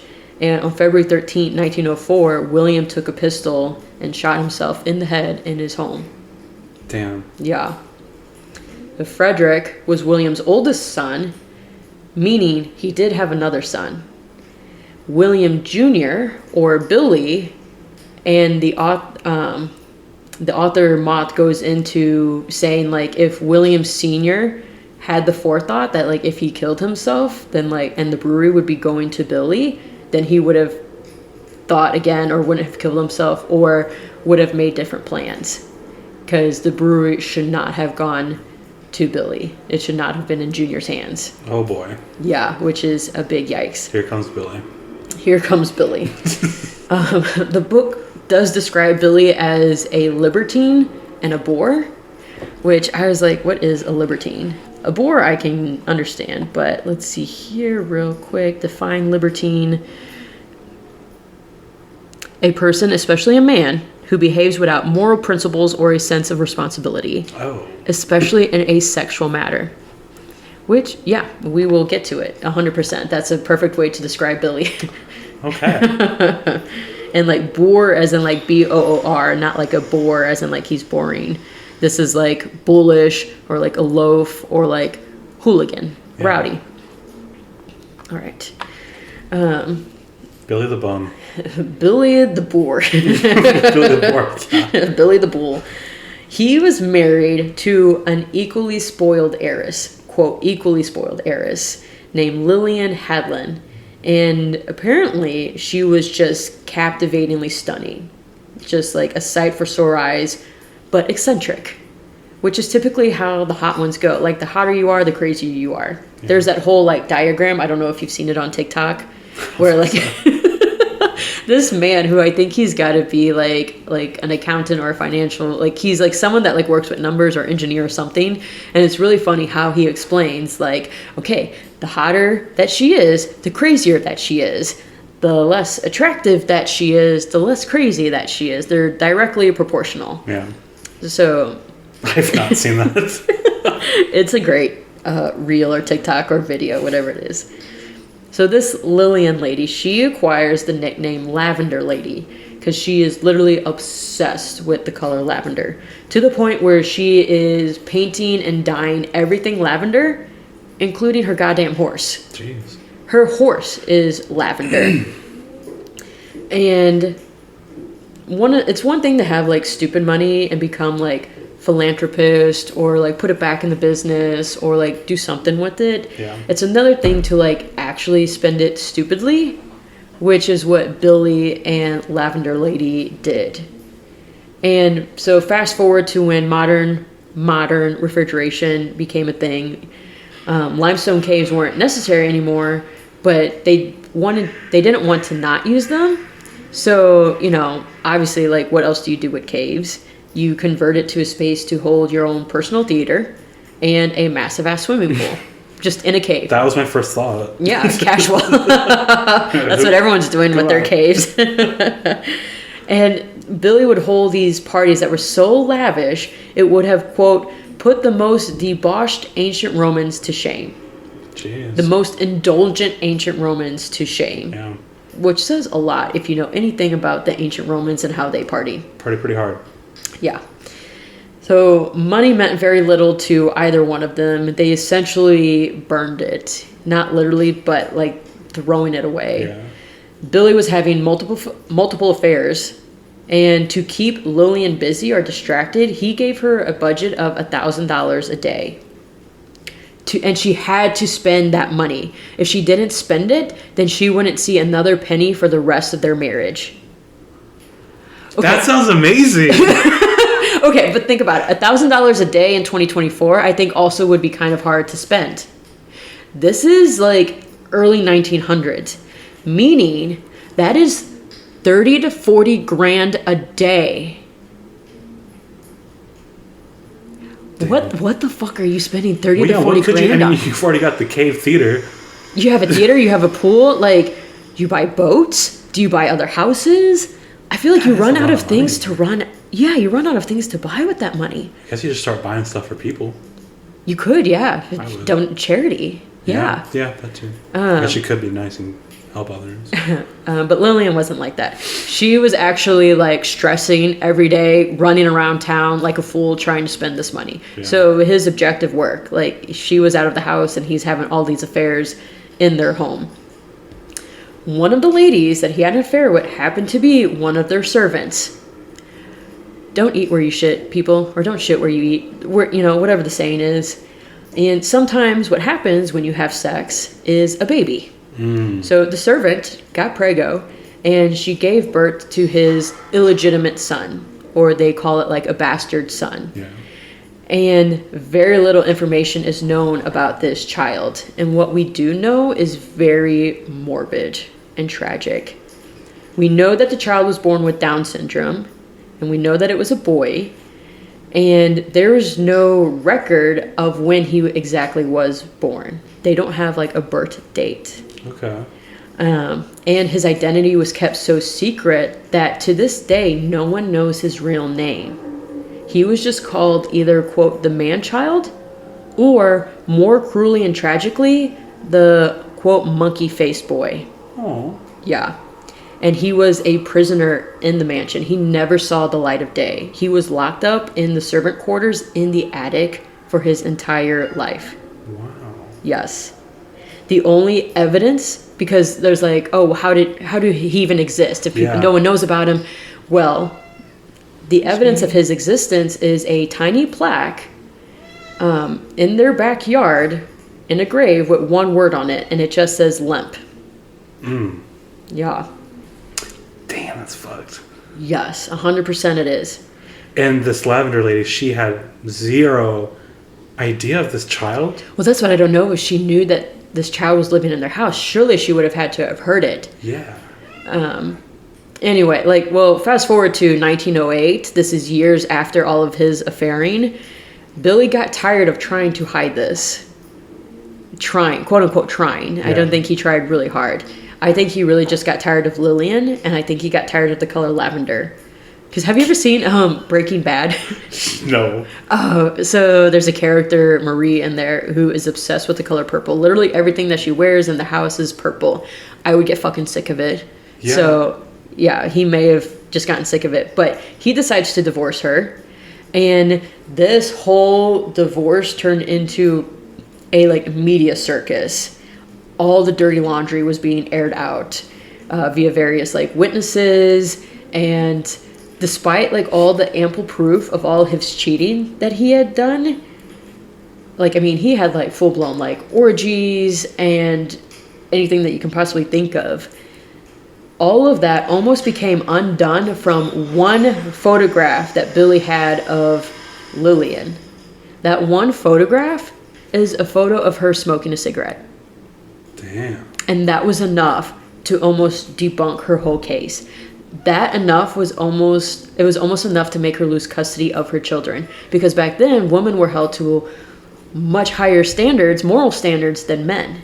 So it didn't matter that he was having all these affairs. He's a man. There's a woman, she's smoking a cigarette. Damn her to hell. What? Yes. What? Yes. Again. That's that scale is so unbalanced. Yes. And that's in the 1900s. That's early 1900s. Wow. That was 120 years ago. Yeah. So, if it hadn't been for her, she had a very passionate testimony, and that was the only day that she did not wear lavender. She wore black. So then people were like, oh shit, she's serious. Business, she means business. And she pled her testimony with her whole ass chest. And So she was able to like not lose custody of her kids. Wow. Yeah, the whole 1900s of it all. The divorce ended up being granted, and due to the testimony of one of the servants, they were like, Your Honor, we have multiple hairs of multiple women in the bathroom when Lillian is not at home.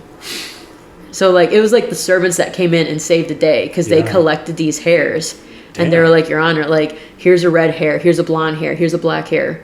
Lillian is fucking lavender. Like, none of these are fucking lavender. Yeah. So these are other women. And so, I mean, it was just like a whole messy thing. And I forget what the outcome was. I mean, they got divorced, but I don't know who kept the kids. And so let's see here. Let's fast forward to, oh yeah. I mean, this is still like the asinine of the court. Like a bunch of people were telling like stories of like what other people did like while they were drunk. So while Lillian and Billy are drunk, and like the stories had to do with like monkeys were involved, chickens were involved, and it's like, what the hell is happening in this house to involve like monkeys and chickens? Some weird parties going on there. Weird tunnel orgy party things with a pool and a theater. Yeah. It was wild.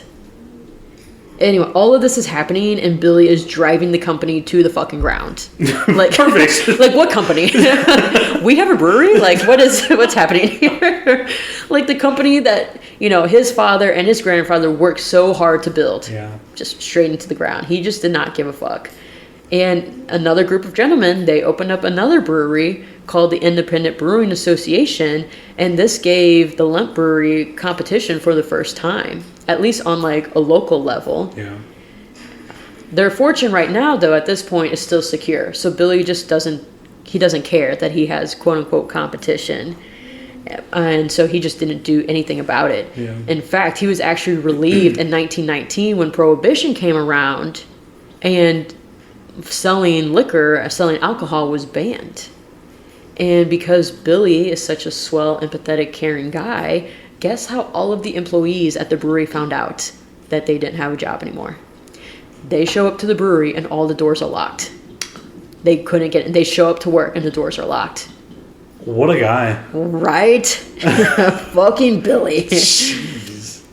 Okay, at this point, he's been remarried for 4 years to Ellie Lindbergh. Different woman, but still same sleazy habits, garish affairs, all of that. That didn't change. He ended up having to sell off parts of the brewery and other assets for a fraction of what they were worth because, like I said, he's like burning money. So he's needing something. He's like digging a hole in the basement of rock bottom is what he's doing.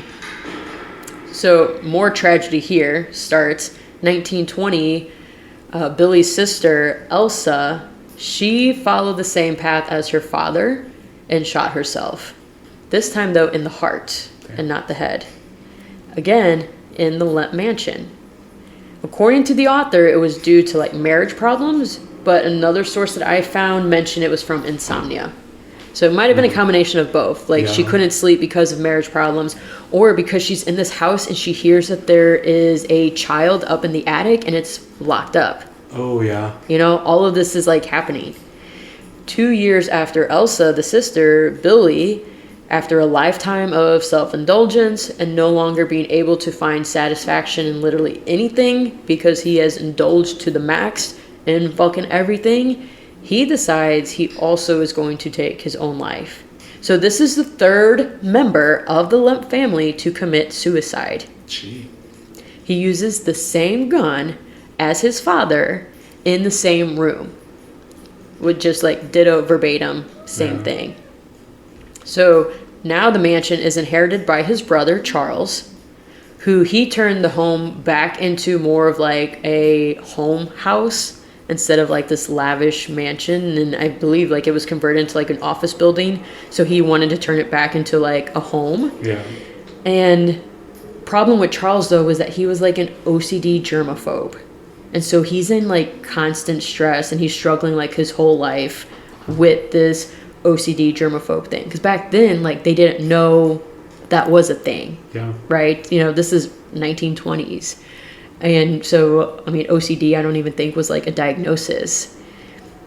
So he had a really hard time. He did work in finance and politics in South St. Louis, but he was also lonely. He was bitter, and he's struggling with his OCD and germophobia.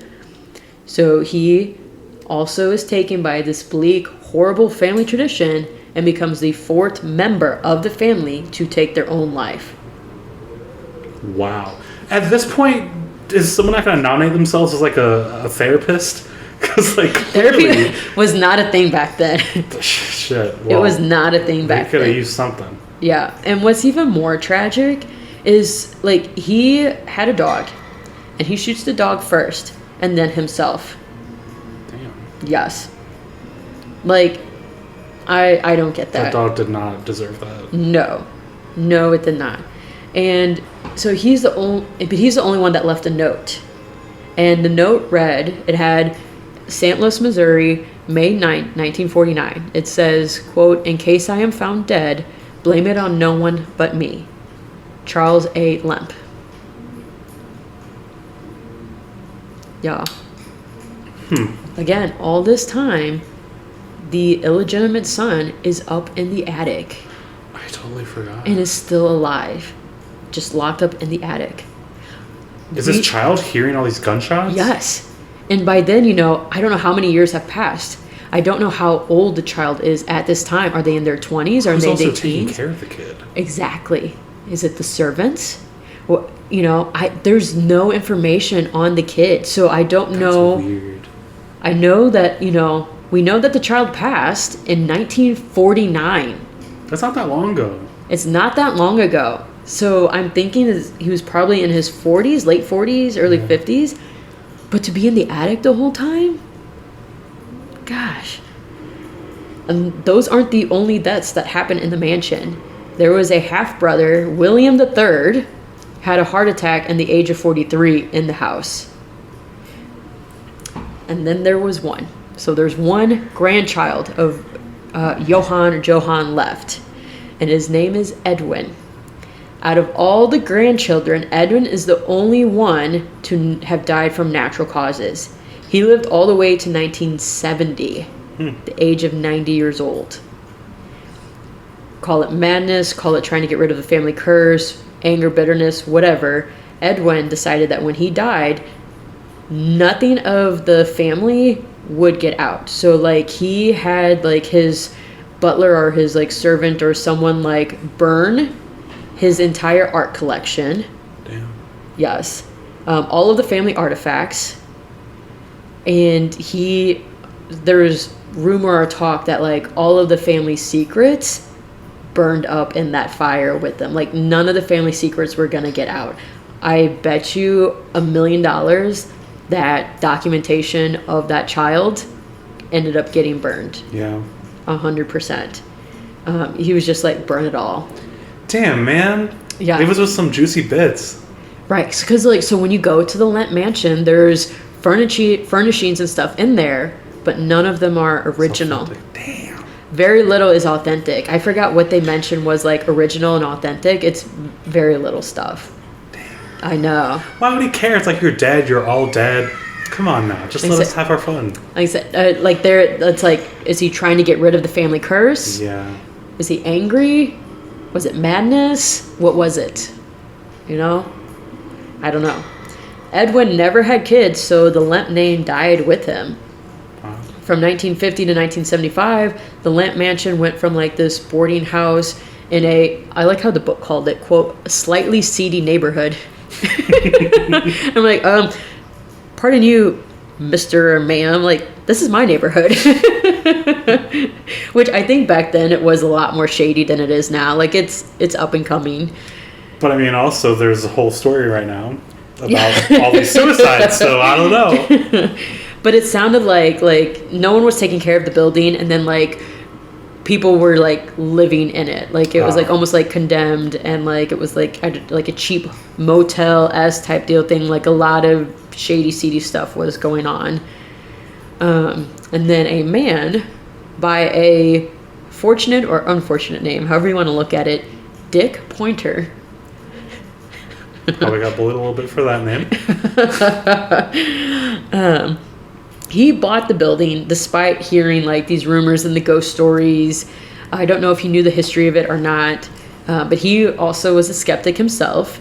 He changed his tune real quick when they started working on it. Like, he became a believer because a lot of the workers started talking about like strange things that they were seeing and hearing. And, you know, Dick wanted to renovate this building into like a restaurant/inn. And whenever they were working on it, they would see like some hazy shapes float in front of them. Other people like reported inexplicable sounds. A lot of them complained about like their tools vanishing. Like even if they were like just using it, like they would set it down, turn around, do something, go to grab it, and then it would be gone. One of those ghosts is a klepto. Yeah, which one?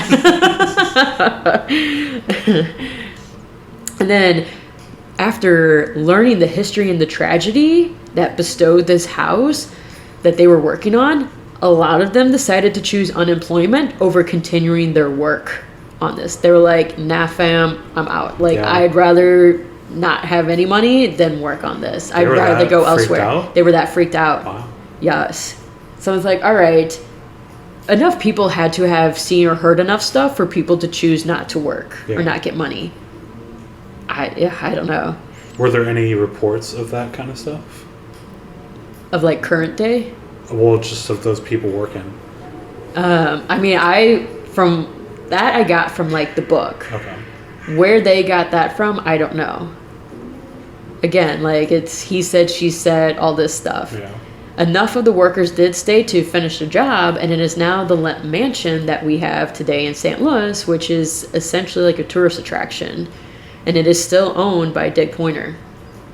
And over the years, there have been consistent sightings in the same like 3 spots. So one of the spots is the basement. It's often referred to by the employees as the gates of hell, which not a surprise. Yeah. I feel like some of those lavish parties were probably hell. Because it's the basement that leads to like all those tunnels and those caves where all the like debauchery acts were held. All the silly goose juice was drank. Lots of ghosts and sounds are seen and heard. People report like phantoms, or a lot of people report having like feelings of dread, which is also like, yeah, if you know the history, duh. Try again, dumbass. I also wouldn't want to go down there. When was the last time you cleaned this place? You know? Yeah. What is this stuff on the ground? Is it baby oil? Is it from Dick Pointer? The second spot is the mansion's main stairway. That's where Charles' body was found, on the stairway. Which again, I'm like, you shot yourself on the stairs? It's very dramatic. I think the whole family was a little dramatic. I think people of the time were dramatic. Yeah. But yeah, on the stairs. I don't know if it was top of the stairs and he fell down.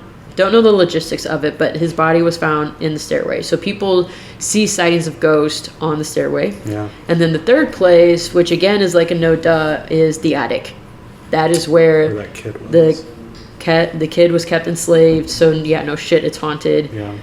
People will claim to actually see a child peeking out the attic windows from like outside. Like they'll see a child up in the attic. People will hear like a kid like pleading for like help or pleading to like, hey, come play with me. Yeah. Which for me, I find like children ghosts to be way more scary than adult ghost. If I ever were to encounter a ghost, if it's a child ghost, I will shit myself. If it's an adult ghost, I'm like, let's have a conversation. Child ghost, I'm like, fuck no, I am out. I feel, I agree with what you're saying. I can't think of why I feel that way. Are you able to verbalize why that is? Because I get exactly what you're saying. I think like, and it's like all things kids are creepy. Like kids, not. You heard it here, folks. How do you really feel about kids? Like kids in the spooky sense, right? Yeah. So like a kid ghost, or like if a kid is like singing, or like in the movie like The Shining, and there's just 2 girls, the twins, holding their hands in the hallway. That to me is way more scary than if it were adults. I don't know if I can verbalize like why. Maybe it's because just like children, you would never see them in that light, or like they shouldn't be ghost. Yeah. Like their kids are supposed to be like innocent and like it was before their time. Like there's something more tragic and haunting and creepy when it's a child. Yeah. Than an adult. But yeah, so people will hear like sounds of toys up in the attic. They claim to hear sounds of toys. Other times, like people will try and experiment. So like they'll leave like a toy in one spot in the room, come back later, find a toy in another spot of the room. Which again, skeptical, like you can just be saying that and like who has access now to go and test this theory? Who, besides like the owners can experiment with this? So you can stay overnight at the Lemp Mansion. Like they have different rooms that you can stay in. You can eat there. What did y'all do? You just ate? We just ate dinner. Okay. And part of me wants to stay the night, but I've also read things where like I'm sure there's stuff in the walls, like props. Like I think people are making noises. I don't think that the noises or sounds or anything that you see is like genuine. Do you think like the staff put things in there to kind of freak, like little rattling noises? Yeah, I think they can play noises or sounds. Okay. And then like, if you go in susceptible to this or thinking or knowing the history, your mind is a very powerful thing. It can conjure up noises and images just from like you willing it. So if you are open to seeing that, like, then yeah, you're gonna see it. It sounds kind of, the idea, like the adrenaline rush and the fright of it, it sounds a lot of fun. Actually, like I would want to stay. I wouldn't want to be in a room by myself though. That's true. I don't know if I could do it by myself. I need someone with me. Yes. For sure. Yeah. If you do by yourself, you've got some, I don't know how you can put on pants with those big ass over balls. The cojones, yeah. There's just no way. Is your name Dick Pointer? Like, what? Yeah, by yourself would be a choice. Yeah. Especially if you know, like, whose room you're staying in, and if that was the room.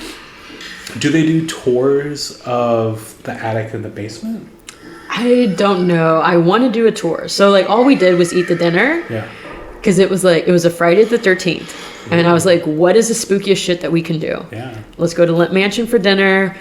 That wasn't booked up? Not for Friday the 13th, actually. Wow. Yeah. Huh. But they do offer tours. So I do want to do a tour because I want to hear them tell the history of it. Yeah. Does it check out with the sources that I've read? And then usually like on the tours, like people, like those people are experts. So they probably have like more details. Yeah. Which is what I probably should have done before the episode, but I can do a follow-up with it. Yeah. They do let you, like, stay the night, but then the other thing that they do that I don't like are the murder mystery dinner parties. Why don't you like it? Because, like, people are in that room and they're, like, having a jolly old time. They're laughing, everything like that. It feels very rude to me. Okay. To have fun or to make light of this tragedy that happened. Yeah. And I know this is like a very extreme example, but like it would be like offering bungee jumping from the Twin Towers. In my mind, like you're like monetizing it in a way. Yeah. And it's like, oh, these towers fell. Why don't you take a fall? Yeah. Like, oh, like tragedy, suicide, murder, potential murder happened here. Let's do a murder mystery dinner party. It's a little mocking. Yeah, to me, I find it rude and disrespectful. Okay. Like, yes, like be able to like offer dinner there, but like people going in to have dinner or stayed there, like know that it is like haunted and they do it in a respectful manner. Like, let me like potentially, experience like this ghost or this spirit, but not make like a mockery of it. Yeah. Okay, that's fair. I wasn't thinking that was going to be I just thought maybe you had beef with murder mystery dinners. I don't know. Okay, the principle of what it is, gotcha. The setting of it. Like, go ahead and have murder mystery dinner, but not in the same place in the house where all of this tragedy happened. Yeah. In my mind, it is very rude and disrespectful. I feel like that is not honoring the people that were there. That's fair. Yeah. So besides from those like sightings or encounters, those three main places, there are other places where people have like told stories of some stuff. So like William Sr.'s room is one of them. Multiple people have claimed to hear like footsteps running down the hall, and then they'll hear like someone trying to kick down the door. And I don't know if I'd be able to sleep. Right? I really don't. And I think that's the point. I don't think you're supposed to sleep. I think like all this shit probably happens like at 3 a.m. That's called the witching hour. Nothing good happens at 2 or 3 a.m. But multiple people have reported that. And it's believed to be connected to the fact that when William Sr. shot himself, Billy ran up the stairs, ran down the hall, and then tried to kick down the door to get to his dad. Gotcha. Yeah. Oh, that's sad. I know. And then the other place, let's see here, is the woman's bathroom. So because Billy was such like a womanizer, aka a horny ass man, that would make you choose the bear over the Billy sounds like if it's Billy or the bear, I'm gonna pick the bear. His ghost has been said to be seen in the woman's bathroom like a lot. And one lady one time saw a man like poking his head over the stall. And so she got really pissed off. And so she's trying to pull her pants up and like confront the guy. As soon as she gets her pants up, like she sees that he's gone. So she storms out of the bathroom, goes out to like the bar area and starts yelling at the men there like, "Do you like what you saw? Huh, pervert?" And she's like leaning into them. And all of the guys are looking at her all confused. Yeah. Like, "What the fuck are you talking about, lady?" And so she was like, "Someone was just in the bathroom, like, looking at me." Yeah. And the bartender was like, "No one has walked by. You were literally the only one that got up and went to the bathroom. Since you've been in the bathroom, no one has left. No one came running by. The gentlemen that are sitting here, the three gentlemen that are sitting here, have stayed here the entire time. So we don't know what you saw." That's fucked. Yeah, to see a whole ass man peering over the stall and then to find out that it was... the realization of it all. Yeah. No, I'd be giving my check. I'm heading out. I've had too much to drink, apparently. Right? That's fucked. Yeah. So, if you were constipated, I don't think you're backed up anymore. See the head peer over. Go back to the bathroom. Yeah. But while we were at the Lemp Mansion, like, I didn't use the bathroom. I didn't know all of this history until afterwards. So we knew it was haunted. And are the bathrooms creepy? I don't know. I didn't use it. Oh, but you didn't see where they are?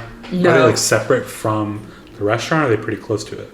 They have to be separate because we got seated into a room and then we weren't allowed to venture throughout the house type deal. I think you could go to use the bathroom, but there was an upstairs that you couldn't go up unless you were doing the tour or staying there. And so it's while we were there, then we did a quick Goog search to see why is it haunted, and just with quick. This was before AI search, so you had to really kind of click on articles and dig and not get the high level synopsis. From what we did find, we found some of what I said, but not nearly the extent of it. Yeah. So I am wanting to go back with full blown knowledge to get a tour, and then if I can convince. Go on a tour. Okay, let's go. We should go. We should go. You and I go to the because Vic's not about this spooky stuff. I was gonna ask earlier. Whenever you were thinking about, I wanted to stay, I was gonna ask, was Vic into that, or was he completely scared? He wasn't scared. He's just not a believer, and he's not into the spooky stuff. I don't know if Boring. He would. You have I'm to not have a believer balance. either, but at least I'm into it. You have to have balance, right? Yeah. Yeah, I guess. This is my thing. Yeah. His thing is Manchester United, soccer, football. Nice. We each have our thing, and excuse me. So I don't know if he would want to stay or not.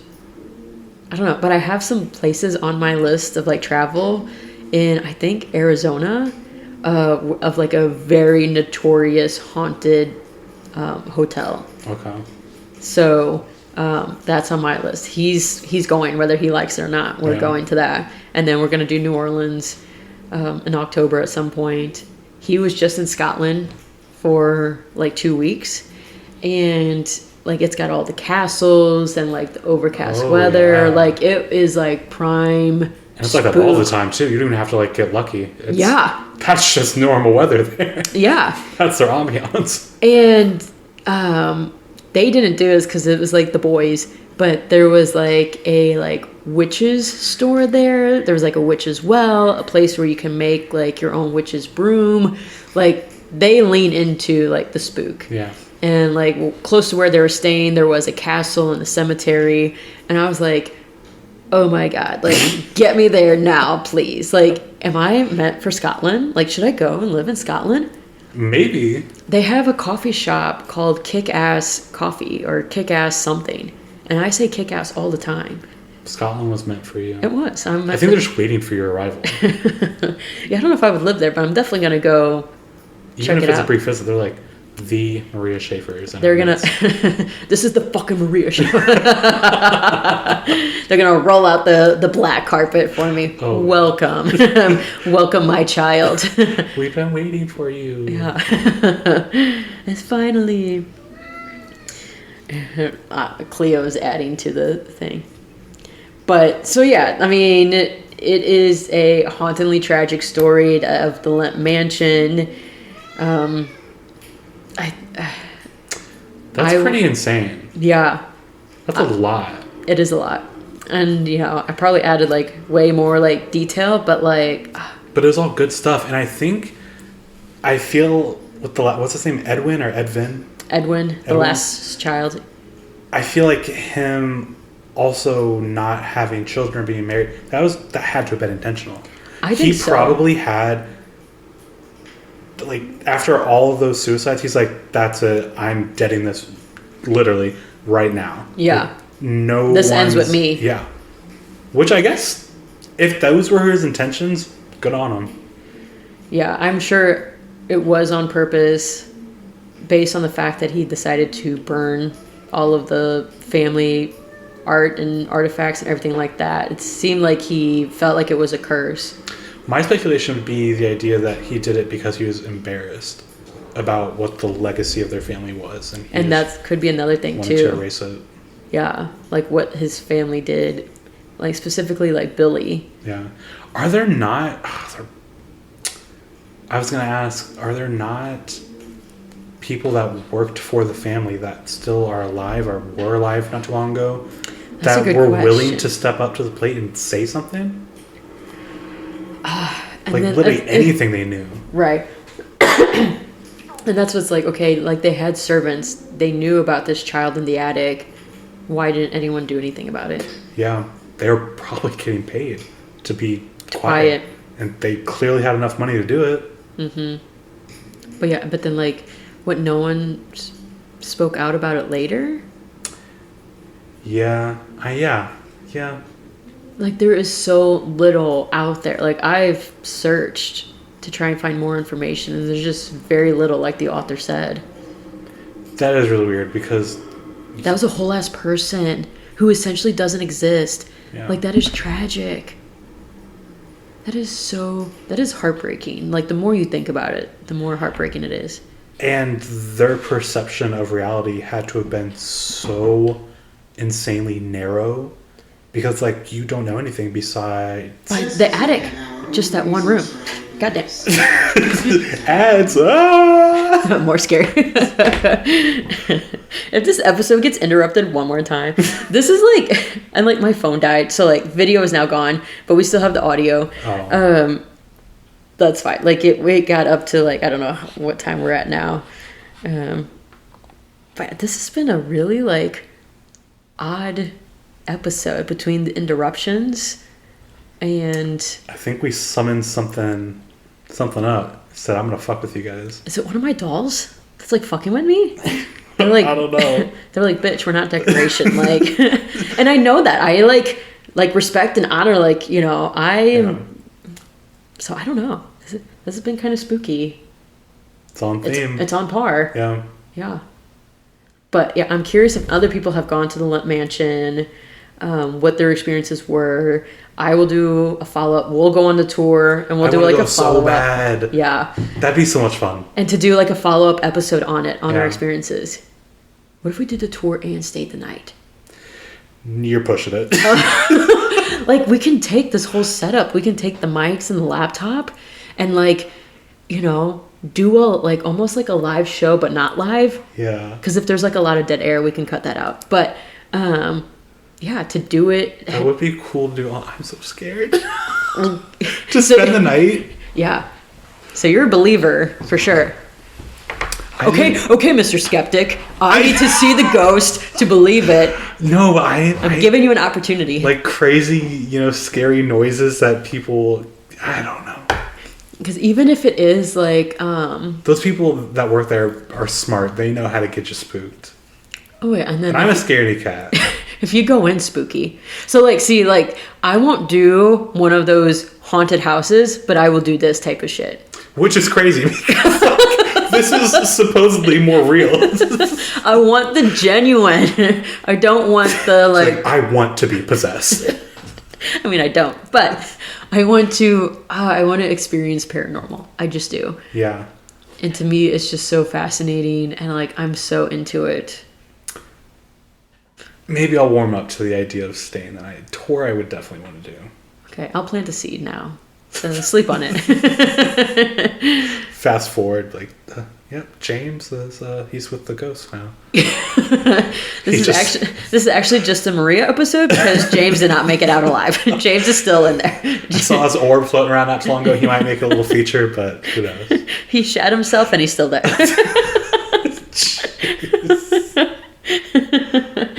But we don't have to stay like the whole night. Things start getting too creepy. Yeah, we pay for a night, but then we can like. Okay, I guess that's right. I genuinely not think that like we have freedoms. Yeah, Like we're not forced to stay. They don't lock us in. You have I choice. seriously was not even thinking that. I was like, we have to stay there the whole time. We have to like 8 a.m. is checkout. Can't leave till 8 a.m. That's right. Like you have to do a series of trials before you can actually leave. It's like Saw. Okay. Yeah, That I is mean, right. we We could could stay. We could do just make like a late night of it. Stay till Yeah. like 2 or 3 a.m. We'll see. Stuff doesn't happen at 3 a.m. Like that's then Then we'll start fucking around with people. start knocking on other people's doors. I want them to have like a genuine, true experience. So I'm not gonna fuck with their experience. That would be fun. I'm gonna look into that more. Yeah, Let me get back. I wonder how much it is a night. I'm sure it depends greatly on when you go. Yeah. Like now, it's probably very expensive. What's an off season? Spring. Yeah, like spring, summer. Things are happy. Yeah, when it's not dark so early, I'm sure. Oh, you know what we need to do is the next Friday the 13th is do it. I'm going to find out when the next one is. And we're locked in for that. Oh, A quick gosh. Google search. Next Friday the 13th. Oh my God, it's December 13th. It's this year. We have less than 2 months. That's so soon. It is. Get ready for it. We've been blessed with a lot of Friday the 13th this year. This is like the third one, I think. It's for sure the second. Is it? It might be the third. I thought it only happened like a couple times a year. I Maybe thought it I'm happened tripping. like once in a blue moon, like once every year or a couple years. Not Yeah. like this many times. And what's crazy too, if it's December, is like, People are going to be like happy Christmassy and well, no, not even that. It's just because that's when the winter solstice is. That's like right before the winter solstice, which is the shortest day of the year and the longest night. oh, That's it's like right before that, meant to be. like a week before. It's meant to be. Oh boy. I'm signing it now in blood. That's what we're doing. Let it be known. I Let do it not be known. officially agree to this yet. If you don't hear from either one of us after December the 13th, come look for us. Come find our bodies in Lemp Mansion. Yeah, go to Lemp Mansion. You'll see us there somewhere. We'll be one of the ghosts on your tours. If I were a ghost, I would like have so much fun with people. I would fuck around so hard. I would have a You'd just swell be a time. troll ghost. I'd be pissed. I'm gonna make the most of it, of my situation. I'm gonna find the silver lining in this. Would you try to figure out how to not be a ghost anymore, or would you just be like, I guess I'm a ghost forever? I'm gonna have my fun as a ghost and then try and cross Yeah. over. What kind of pranks would you play on people? Oh, that's a good question. I'll have to come up with a list. We could do an episode on that. Like, if you were a ghost, what pranks would you pull on people? We've got a lot of content for We this do. Lemp Mansion. That's what I'm saying. Like, I 100% could do spook shit all the time. Yeah. There's so much that you can do with it, and it's so interesting to me. So, I know you have a second story, but like, we are at. I mean, some will need to be cut out because my mom came to the door. We're at like 2 hours. Oh yeah, we're good. But I think we should do a follow up of spooky stories and the Lemp Mansion tour, and like, we've got a lot. All right. Do you have a weekly wow? I didn't even think about it. Go vote. Oh, that's a good one. Go vote. I did early voting today with my parents because, I mean, they say it all the time, but Like, it actually it matters. is an important election. And even like the state and county like amendments that they have going on, the propositions, there's some good ones on there this time. So like This time. last election sucked, so boring. But this one's worth it, yeah. But yeah, I mean, if you're gonna go vote as well, try your best to like educate yourself a Prior little bit. to. Because I mean, I'll admit I'm not completely full-fledged knowledgeable in this crap. All of it. But yeah. I mean, I made sure to do a little. I used ChatGPT to help me out a bit. Nice. I was like, hey, tell me what this stuff is. But I did additional research, not just ChatGPT. Yeah, you have to do it. Yeah. But I think that's really important too. People always push for voting, but I don't see a lot of people advocating for like informed voting. I think that's way more important than just going out and voting aimlessly. Voting. Yeah. Right. So is it better to not vote at all or to go and vote ignorantly? I would say don't vote. At that point. Because you can do more harm than good. Yeah. Because honestly, if the results went away that I wasn't happy with, but I knew that everyone that voted that you tried. at least like knew what they were voting on and for, yeah, that'd be different than if I knew that someone won because a bunch of idiots, some morons were like, well, I guess I'll just do this, I don't know what anything means. So yeah, if you're not going to inform yourself even a little bit, don't vote, but otherwise go vote. Yeah, I like that one. Yeah, because been seeing a lot of stuff on the social media about early voting, like, how it is important. And my dad would always get on my case about like how important, it is. Yeah. But I agree, like, educate yourself before you go. And it doesn't have to be on everything, but like, some of the things that are like important to you. Like, like, are you like your like women's reproductive rights? Does that matter? Does that matter to you? Does it not? I mean, there's a lot of things now that you can. Oh, Jesus. That wasn't a ghost, that was my cat. Trying to make things spooky for us. It's gonna be more and more real as time goes on. I know. But yeah, so I love that. Go vote and get your spook on. Bleh. Just trying to think of a word or sound. like instead of like, okay, bye. Okay, boo. Okay, boo. Okay, boo. Lame.